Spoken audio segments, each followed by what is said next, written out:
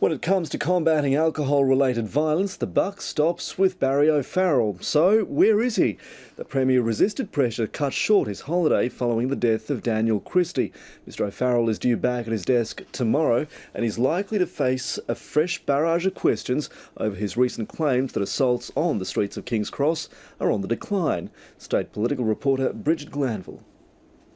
For some, the death of Daniel Christie was one punch too many.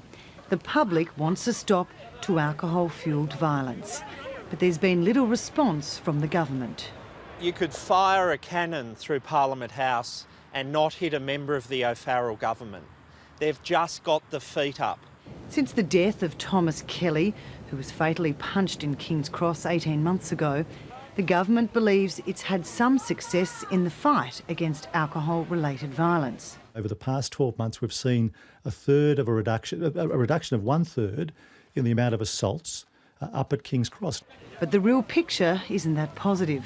There hasn't been a change outside licensed premises in either the number of assaults over the last 2 years or the number of assaults in the last 5 years.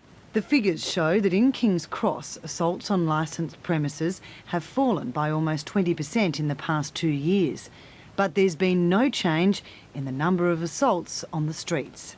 This goes against the statewide trend where assaults away from pubs and clubs have actually fallen.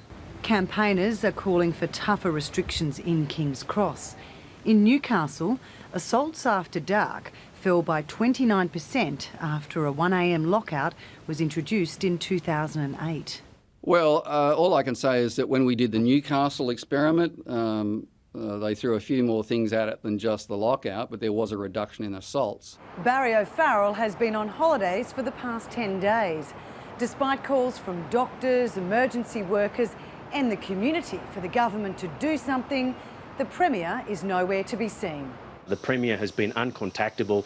He's taking a very well-earned break with his family. The Premier will be back at work tomorrow. Brigid Glanville, ABC News.